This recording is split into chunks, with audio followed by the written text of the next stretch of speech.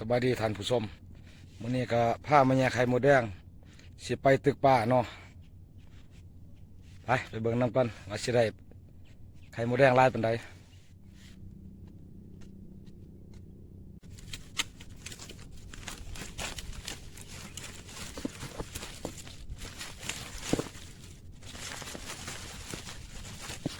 อันนี้พ่อเลย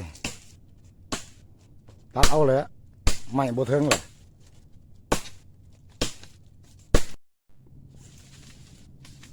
ใหญ่ขนาด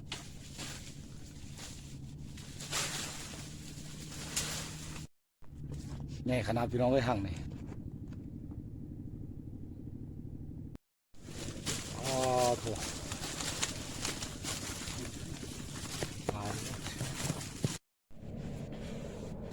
หมูแดงกัดไปเลย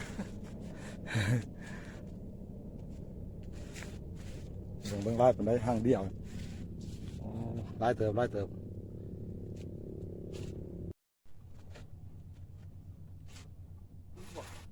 ถึกโอ้หลายเลย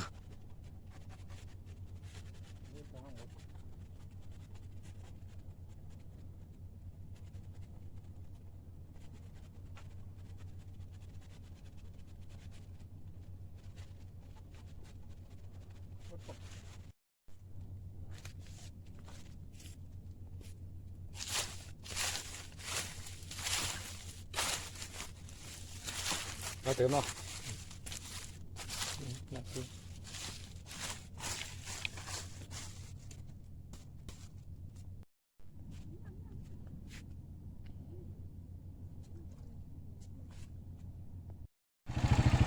เนื้อมันนี่ได้พอแล้วออกไม่ใช่โยก่อนสถานไม่โทษเนาะได้บ่หลายปานใดแนวสักซีนี่ให้หอนไว้ให้บอกไว้บ้าไปวันนี้ไปตึกเบ็ดมาเนี่ยได้ไข่มดแดงมาแล้วและแถวทุ่งนาไปเพื่อสิไปไป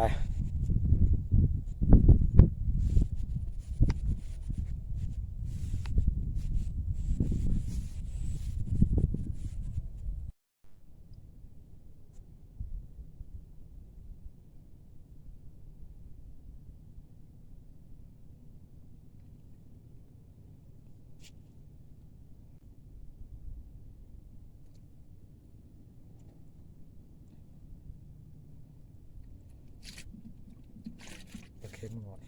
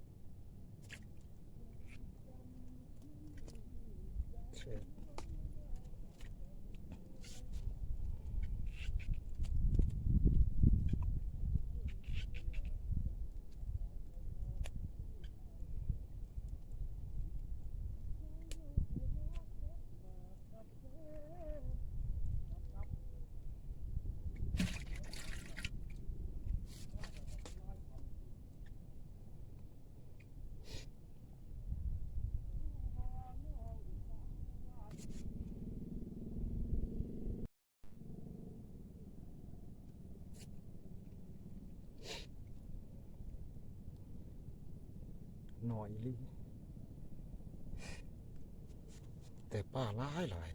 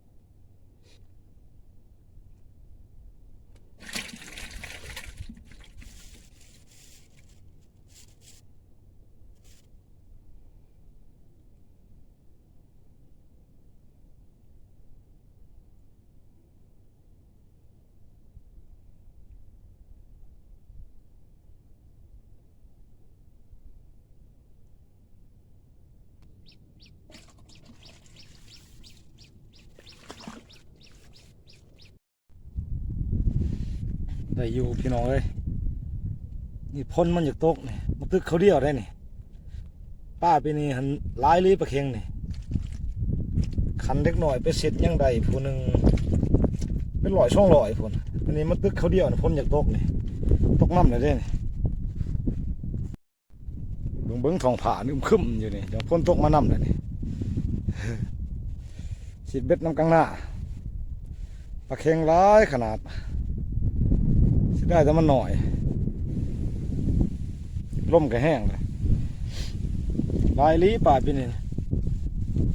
มันยังหน่อยเนี่ยตึกดูไข่หมดแดงบานเฮานี่แหละแดงสมเฮาเลยโอ้สิได้แต่พ้นจากตก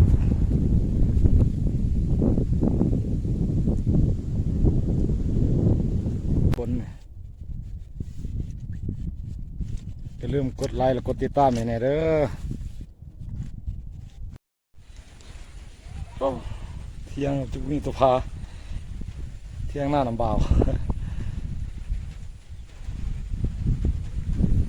โอ้บรรยากาศดี